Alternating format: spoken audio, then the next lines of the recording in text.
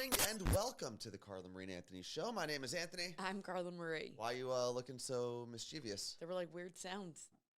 Yeah, I don't know why it does that. It like takes the original sound from the old video for like a half a second, not even. But good morning. Thank you for being patient with us this week, and thank you for joining us on this special Wednesday show.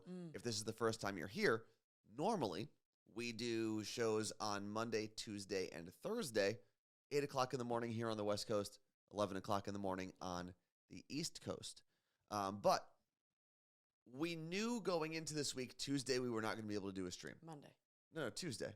Because we were traveling yesterday from New Orleans back to Seattle, and we were flying during the show.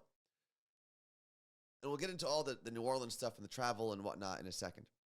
But Monday, we woke up in this Airbnb that we were staying in, which was really cool in New Orleans. We had all the equipment, and for some reason, we were testing out the audio, and it sounded like we were robots. And we were helping out our friends here at Gillywagon. Why did I say Gilly again? Gillywagon. With an event. And I knew that it was going to be a longer day, and we had like a hard out for the show. And within 5 minutes of trying to troubleshoot this problem, I said, you know what? For my mental health, it is not worth trying to figure this out for half an hour, doing a super short show, being angry that we didn't put a good show together, and then going to do this event. So we said, you know what? Everyone's going to be better off if we just skip Monday's show, and we'll figure it out later. So that's what happened. Sometimes the equipment just doesn't feel like working properly. It was weird because it worked fine for the podcast, but when we connected it to OBS, it just messed up everything. So thank you for being patient with us. We appreciate that. On the list today. Wait, why didn't it update? God damn it. See? The date's right. Did it update properly? Okay, we're good. Sorry. Costa Rica field trip, that is still available. Would you like to go through that? Yes, we are doing a group trip to Costa Rica next year.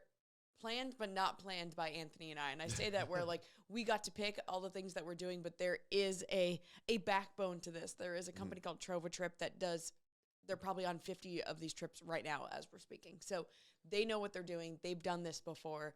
And yeah, you have to put a 25% deposit down. You don't have to pay the whole thing. And we have until September to get 10 people. Exactly. Then we have Carla Marie's movie night, which is what, next week? No, a week after that. Okay, so what is Carla Marie's movie night? It Ends With Us is the book by Colleen Hoover. It is coming out as a movie August 9th, I believe. But on the 5th, we are getting to do a pre-screening, which means you get to come watch it for free. There is a link that I can drop in here in a second, and you just got to sign up. It is first come, first serve, but you have to be on the list in order to get in. That is happening in Seattle. Also, shout out to Lenny, who just subscribed at 47 months, which is a 47-month streak. Damn, which is wild. Kind of wild. You know what we're coming up on, actually? We are coming up on 4 years of doing this independently. Yeah, I thought about that. And we wouldn't be able to do it if we didn't have people like Lenny and Jen and everyone and Martha and Claire and Rebecca in Jacksonville and everyone who has supported this stream since we got laid off in 2020. It's kind of crazy that this is now 4 years. Like, I keep thinking, what is the exact date? The exact the Friday was. We got let go. We got let go on a Friday, and our first stream was the 27th. So it would have been today, right? Yeah, today would have been the 4-year anniversary of being let go. Hold on, I'm going to check. I'm going to drop this link in here for... Oh, Jen and Lisa, thank you guys very much for your subs. Appreciate that. I'm going to drop 5 subs each. I'm going to drop the link for... Morgan from Cedro Woolley also subscribing. What? Let me finish a sentence, please. Otherwise... I got to shout him out. I'm going to get fired here today. I got to shout him out. For HR reasons. You gotta pick it up here. How come that sounded somewhere else but not in my headphones? There you go. Okay. I think I'm in my own live channel. I was just... So what was I waiting for? I was on the Carla Marie on Twitch, just chatting to no one. Okay. That's the link. Okay. Perfect. Jess from Minnesota, thank you very much for gifting 2 subs. Appreciate that. 2020. But yeah, July 24th. Yeah. So 4 years ago today, iHeartRadio pulled us into an office and said, "You are no longer needed. Please get the fuck out." It's basically what they said to us. It's wild. I mean, we've been able to do this. It hasn't been easy by any means, but we've been able to survive now for 4 years. And honestly, we would not be able to do that if it wasn't for this community. If it wasn't for the people across the country who purchased You Look Great gear. If it wasn't for everyone who listens to the podcast, whether you subscribe and pay some monies or not, every listen, every share, every interaction on any of the platforms that we're on help. But sharing the podcast is still like the cheapest and freest thing that you can do that helps us the most, by just literally telling anyone in your life about the podcast and sending them a link. Yep. It really makes such a difference. Yeah, it's crazy. 4 years. And I didn't even really do the math until we sat here and got on the show. No, I knew it was coming. Man, that's wild. That's like, we're getting to a point where we will be living in Seattle doing this on our own longer than when we were on the radio. It's basically split evenly right now. Ish, yeah. Yeah. 4 years of doing radio, 4 years of doing it on our own. Like, I think it's a month or two from now, I will have lived in my house longer than I did in my apartment in Seattle, which is wild to me. That is pretty crazy. Well, thank you for letting us kind of go down memory road there. And thank you for supporting us this whole time. We appreciate it. Is this memory road? I don't know. Memory lane, memory road. Rocky Lane ice cream. It's my fave. All right. So here's my question. We talked about everything online, right? And What? we were talking about how every interaction online is important. I was just saying that a second ago. I know that, but you just said we talked about everything that we do online is important, and all the interactions and all that stuff. Okay, perfect. So I would like to transition in a moment to something that I posted about a week ago on Instagram. So last Monday, I went to a show. A Day to Remember was the band that I was going to see. And A Day to Remember has a song with a very specific and like memorable intro, and they played it last after their encore. Yeah. So I said, you know what? I do have this quick like 5-second video of the intro. I know people like it. I'm just going to post it online. I don't care if it does well or anything like that. I posted it, and the first couple days, it was just like a regular Instagram post. But you asked a question. I said top 5 intro in the whole emo/pop punk scene. There's a very important word that I put in there. And then what was my caption? I said, I said, who am I missing? And I listed a couple other big intros. That right there is according to But that's not what did it. Gods. What did it was, after the first couple days, I don't know what account decided to share it, but all of a sudden I kept seeing myself tagged in all of these videos. Like dozens of videos every day. Not your video? No, like it was my video, but in my account, when someone shares something to their story, it basically tags me, and it'll show me all the people that have shared it to their story. And I started looking and I said, wow, there's 800 people that shared this post. And the next day I was like, wow, there's 2,000 people that shared the post. That is like what Instagram and Facebook say, or that's what you gotta get. You gotta get the shares. That's all. You're valuable. That's it. Everything but now, matters. Today, a week and 2 days later, 3,400 shares on this one post. But the problem is, when it gets shared to that many people, you're gonna get just sad people online. So what did we And find? the amount of people who tried to like be music gatekeepers, like, oh, if that's your favorite A Day to Remember song, you must have just started listening to them. Blah, blah, blah. That's not even what you said in the post. No. It's just everyone trying to prove they're like the biggest music fan in the world. So it's just so emo. Which there's 1 or 2 people where I just said, thank you for your time. And I said, cool, thanks to a couple people. Then I was like, you know what? Why am I wasting my time? Why am I also letting these people hijack my post for their shitty attitude? Get off my lawn. I just started deleting them. Yeah. Anything that was even remote, because there was someone who was like, A Day to Remember is not even that good. Delete. It's my favorite thing. Why was that what you chose to use your fingers for in that moment? You could have diddled yourself for all I care. We're all going to have carpal tunnel, like, early onset and be like, oh, I wish I wasn't an internet troll. I did pull I did screenshot some of them. That is my favorite part of Instagram versus something like Twitter. On Instagram and TikTok, you can police your own front lawn. Mm-hmm. You can delete the people that show up to your porch Yeah. and say rude things. On Twitter, you can't. No, you can like mute block them. them and mute them, but the world will still see what they said to you. No, that's my favorite thing about Instagram. It's just delete. See you later. I'm like, whoop, you swipe it. Whoop. Get out of here. So here's one. PSA, please don't call old A Day to Remember punk or emo. They play metal music. Thank you.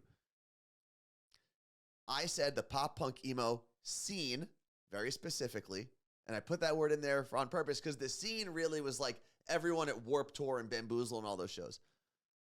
And then there was a little bit of a discussion. I said to that person, I basically categorized them as a band from the scene.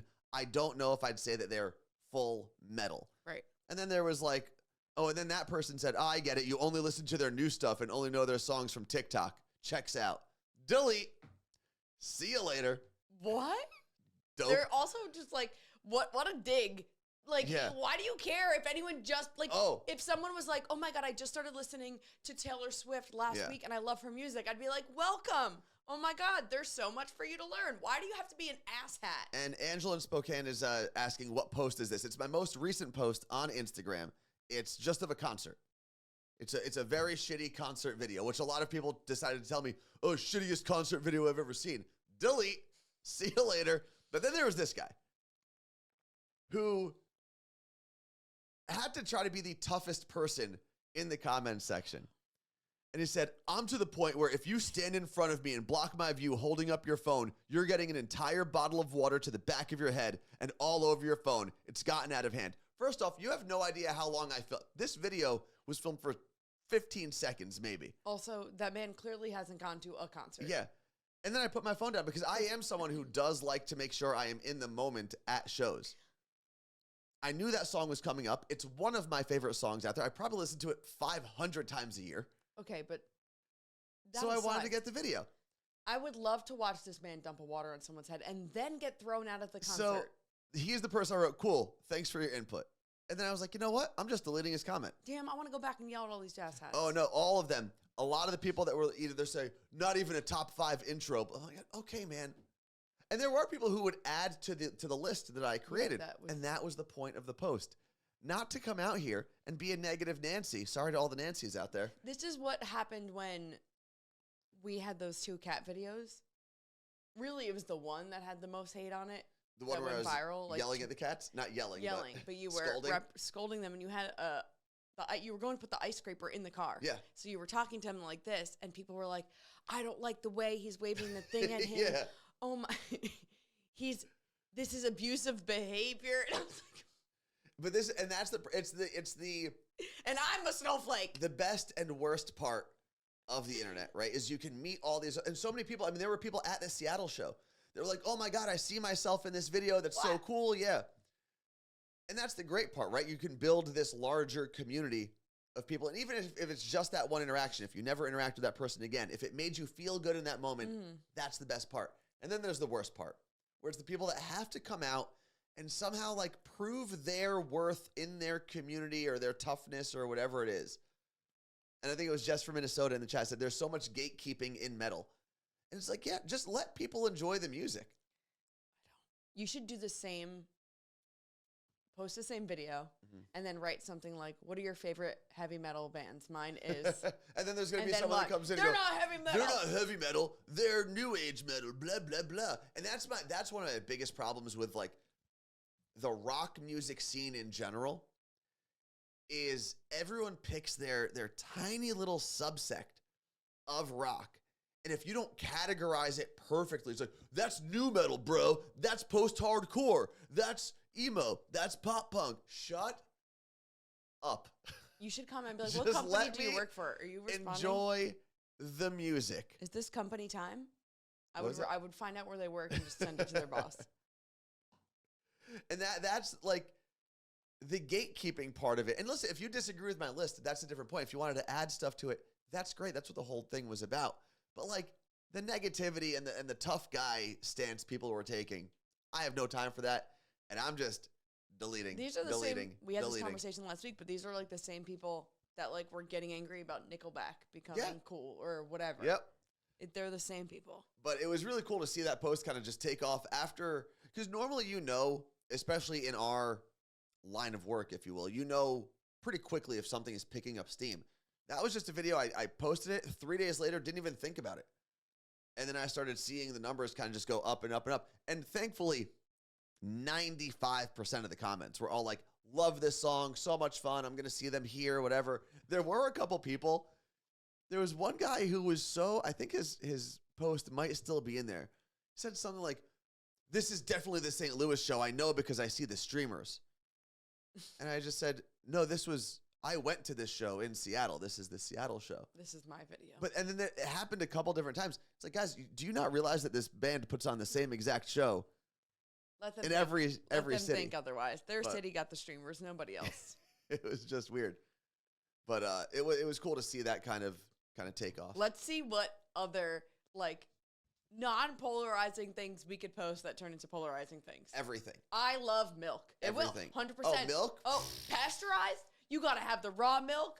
Oh my God, raw milk's awful. You have to have pasteurized. Did you see, speaking of raw milk, I guess it's become like a more conservative talking point. It's so like annoying. to drink raw milk or something. Here's the problem. It starts with crunchy moms. Mm. And I say this as someone that, if you look at how I think about things, You're the crunchiest of crunch. I am on the crunchy side, but I'm also like, this is where it gets wild because then you get crunchy and you're like, no, but it's the government. It is Joe Biden putting antibiotics in my milk. Ma'am, I hate to break it to you, but antibiotics have been in your milk since before you were born. But the whole thing with milk, I guess Turning Point USA, which is a very big, I think the largest conservative group for young people in America. Yes. They have merch. And apparently earlier or in the middle of last week, someone noticed they had a Got Raw Milk shirt, right? Like instead of the Got Milk, it's Got Raw Milk. But someone realized when you zoom in, it's not a cow on the shirt, it's a bull. If you are drinking a raw milky substance from a bull, I'd hate to break it to you, that's not milk. No, but go ahead. Let me know how it goes. That's cow making water. And I also love that people are like, oh, well, it's like that whole, it doesn't make any sense because we all want clean, healthy food. Yes. Everyone. No one wants food with all this hormones, antibiotics. We just want to be able to eat and drink things and not have to think about if they're bad. Yeah. Everyone, I believe, unless you're just like wild and crazy and stupid, can agree with that. Wild and crazy kids. We all just want healthy food that does not have chemicals in it. Yes. Agreed. But everyone tries to take it and make it a political, well, my side has healthy milk. My side this. No, they're all doing this. All sides are drinking and eating poison right now. Who do you think is getting paid by Big Milk? Yeah.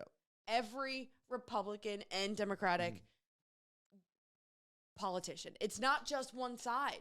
And that's what's crazy. And then it turns into, they don't want us drinking raw milk because they know we're going to find out it's healthy. Also, my brother Justin brought up a good point. He said you didn't need to zoom in necessarily to the video, to the shirt. They have taken the shirt down, unfortunately. I guess they realized pretty quickly when the internet caught on that they were all drinking bull semen, according to the shirt, because it's a bull, so it has horns. Right. Like that should have been if you're making merch, make whatever merch you want. How if do there's you not someone know what a exactly, how did no one look at that and go, "Oh, that's not a cow, that's a bull"? Well, Lenny said, "I like it raw from a bull." Should have been their slogan. Anyway, I have said forever, we as humans are the only, is it mammal? We're the only species that drinks another species' milk. You don't see cows drinking breast milk from women. You don't see goats drinking chicken milk. I'm not anti-milk. They don't make You're not getting me on the anti-milk bandwagon. So just saying, we're the only people that are like, give me your milk to other animals. How else am I supposed to enjoy my cereal, Carla Marie? With water? Like a psychopath? Oats. No. Who do you think invented cereal? Oh, do other animals drink oat milk, Carla Marie? Are other animals milking oats? Well, other animals don't even do half the stuff we do. Exactly. You know who started cereal? Big Milk. And listen, if you like oat milk, by all means. I love it. Enjoy it. But then I haven't enjoyed drinking any of the milk substitutes. And here's where people think I'm a crazy person. I'm a whole milk guy.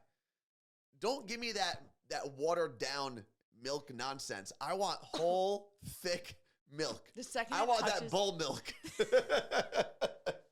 The second whole milk touches the back of my throat. No, give me whole milk Martha. all day, every day. Okay.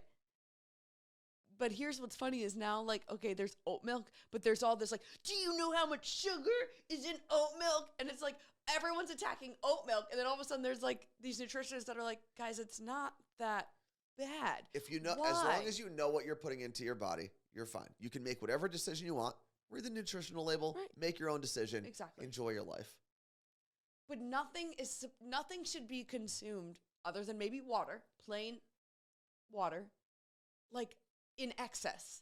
I think that's even water in excess will kill you. Of course. I'm not saying drown yourself. But I mean, like, you don't need to drink a glass of oat milk or whole milk with every meal.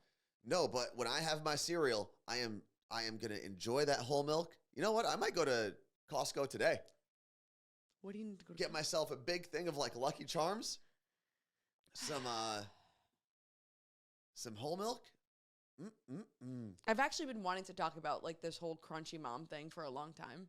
But crunchy moms have been a problem forever. No, but they're very much like, ooh, we're so crunchy. Then my whole family will be like, oh, you're so crunchy because you're from Seattle. But you know the government's killing us. I'm like, yeah, but isn't your sister like washing herself with like cow fat beef or something? tallow. Well, that's I'm like, what it is. And I'm like, oh, but here's the thing. I have been telling you guys this for years. I have been saying you're eating poison. You do not need to have sugar in every meal or whatever it is. Like, just eat whole foods. And now it's like, and I expect, oh, you're a Seattle vegan. You're so crunchy. You're a hippie. What do you know? And now I'm like, you're doing it, but it's what is this stuff?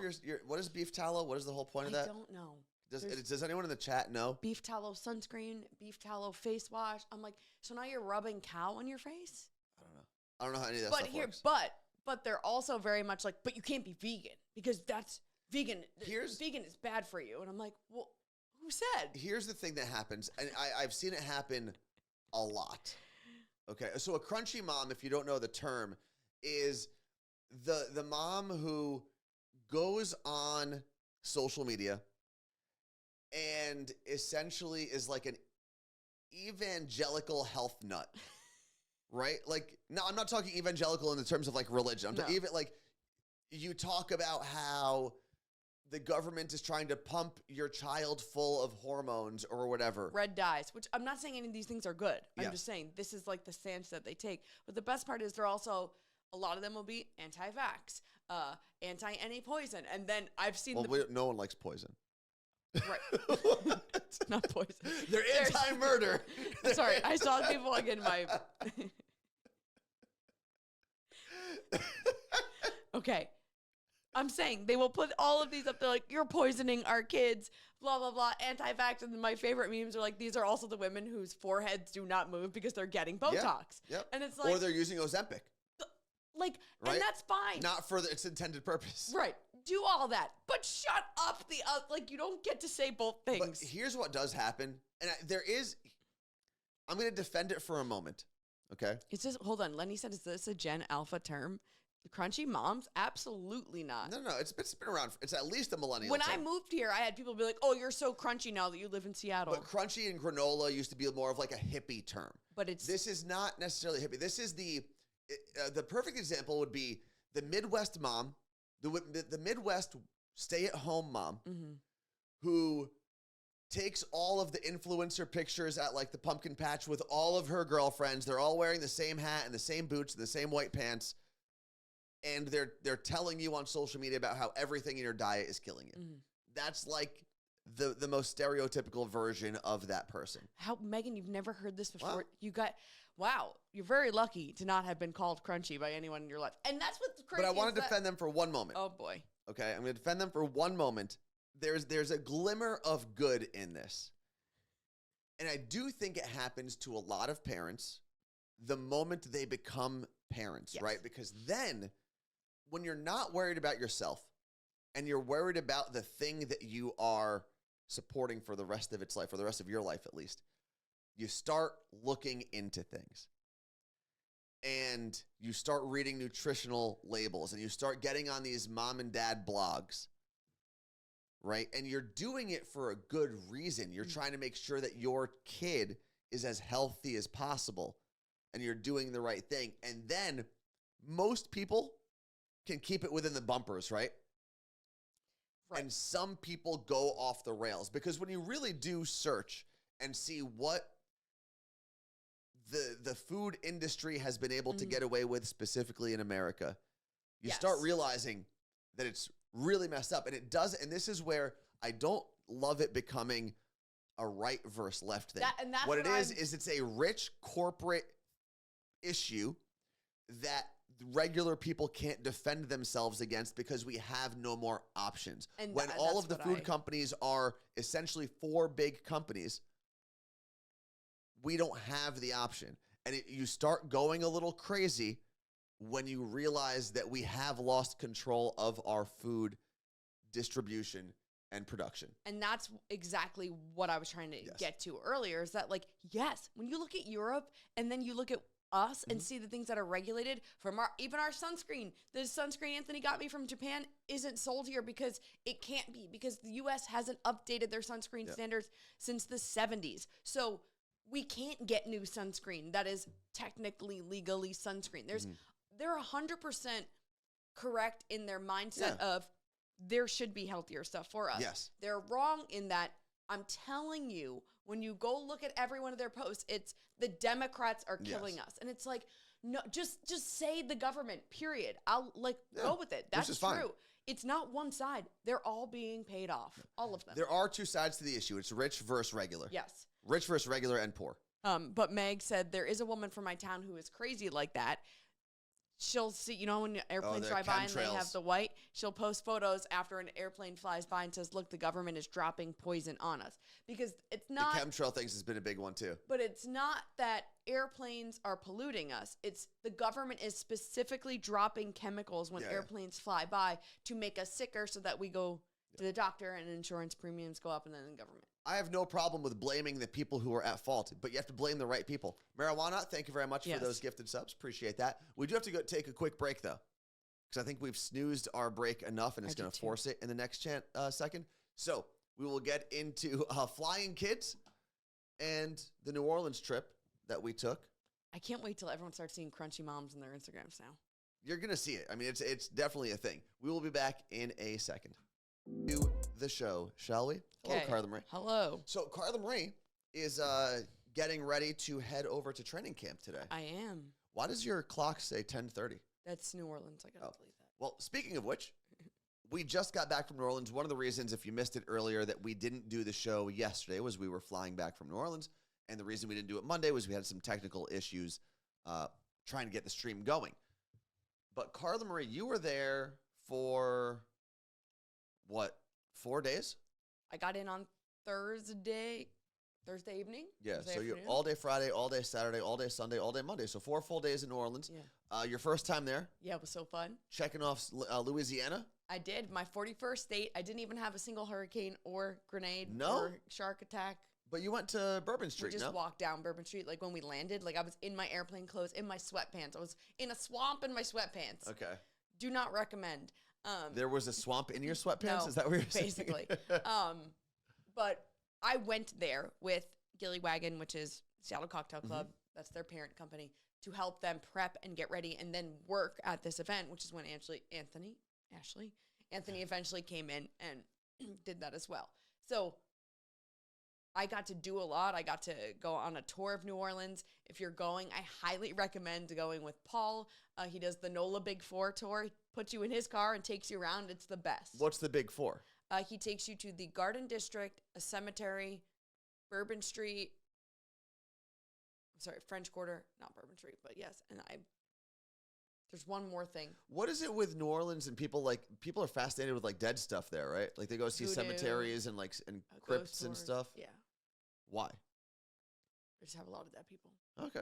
Doesn't everywhere have a lot of dead people? I don't know. They have the most, maybe. I don't know. Just there's like tons of cemeteries you can visit. There's 2 cemeteries. One you have to pay $30 to get in, and to the cemetery, people are dying to get in. Get out. Paul used that joke. Get a out. lot. And there's another cemetery that's under renovations that you will have to pay to get into after the renovations. So these are like tourist sites. Are people still being buried there? There are some that people aren't even buried in yet, meaning the family has bought the mausoleum or the tomb. Okay, so they're active graveyards, essentially, active cemeteries. Because there are some, like when you go to Boston, you can see some of the old church cemeteries that are. No, this is not. No one's getting buried there anymore. There was one that was just built. Okay. And then I turned, and there was a Civil War soldier tomb right there. So it's like. And they were fighting for the bad guys, I'm assuming?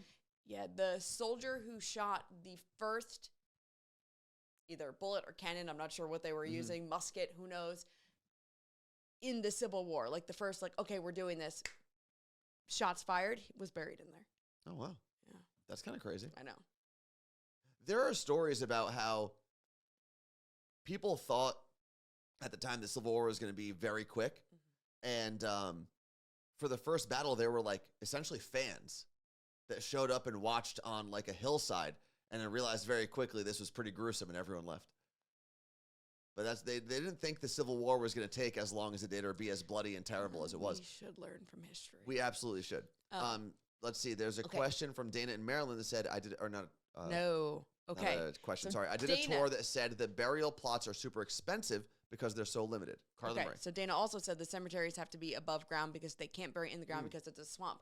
That is actually not true. Really? So according to Paul, our tour guide, he said even if you Google it, you will see that the reason cemeteries have people above ground in the New Orleans area is because they're below sea level and they'll all just float to the top. Okay. He said you can talk to any scientist who will tell you no. Okay. I literally witnessed people buried in the ground there. Well, You went to a funeral? yes. But there are tombstones where people are very much buried in the ground. And he said, you're not going to get someone who's 6 feet under packed ground that's going to float up to the top. Okay. It's part of like the lore of New Orleans. I said, I'm going to tell everyone this. He said, so it's just like an urban legend. Essentially, yes. Okay. He said it was just the reason why so many sites are above ground is because Spain at one point oversaw New Orleans, Louisiana, and France. Okay. And both cultures have it where that's just what they do. People are buried above ground. Okay. So when their cultures came to Louisiana, their heritage, that's what they did, and New Orleans just followed suit. Interesting. Yeah. So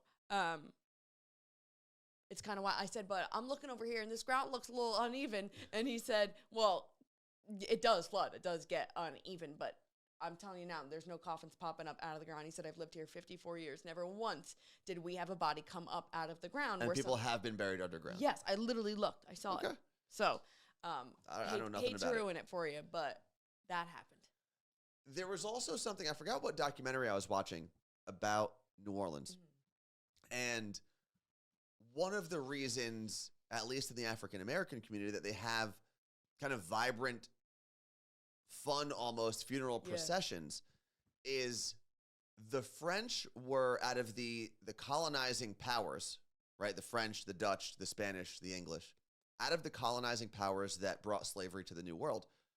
They were the ones that, for the most part, as terrible as slavery was, at least allowed the slaves that they brought over to keep their culture and keep their names. Whereas when you look into kind of how the English brought slaves over, you were stripped of your culture, you were stripped of your name. Oftentimes you were moved at such a young age that you didn't even know who your parents were.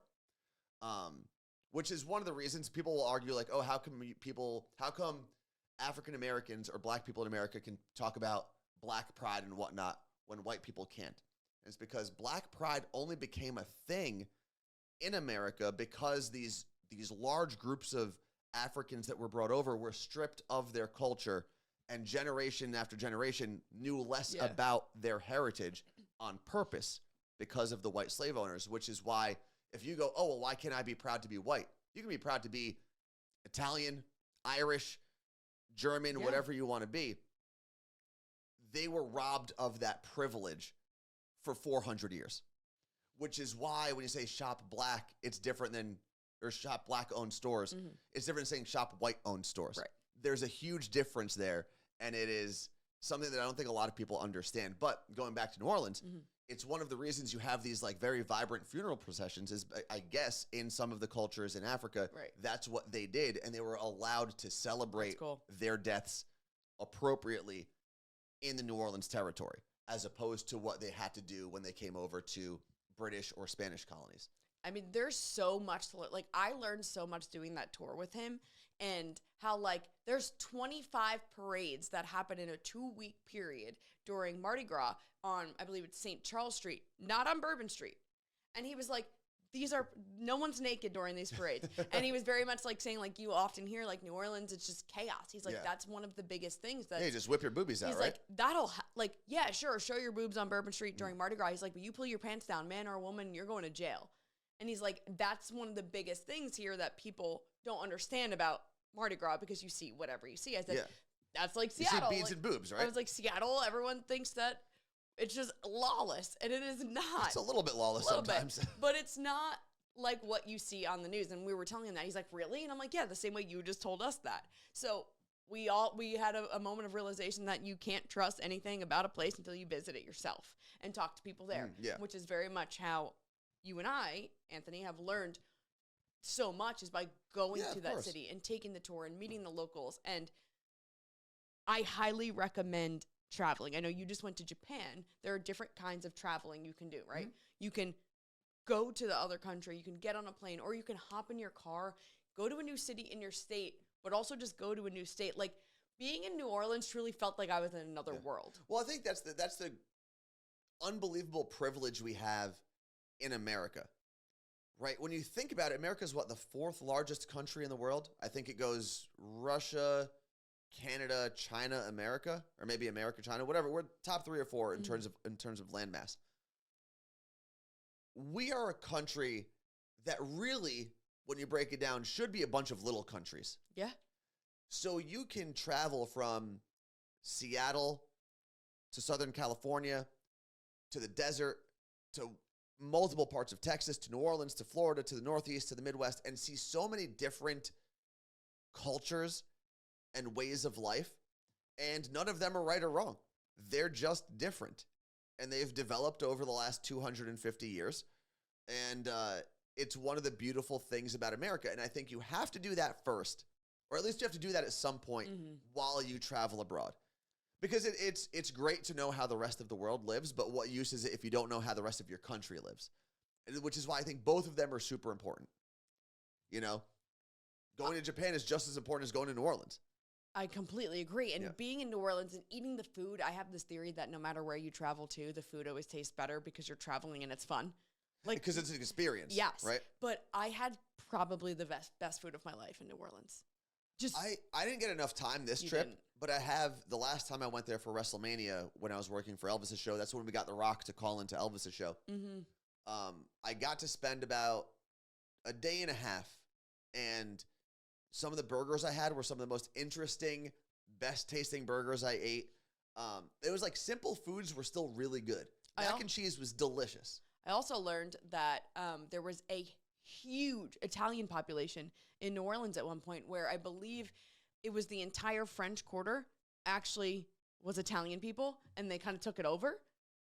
Who took it over, the French or the Italians? Okay. Came in and were just like, we're going to live here now.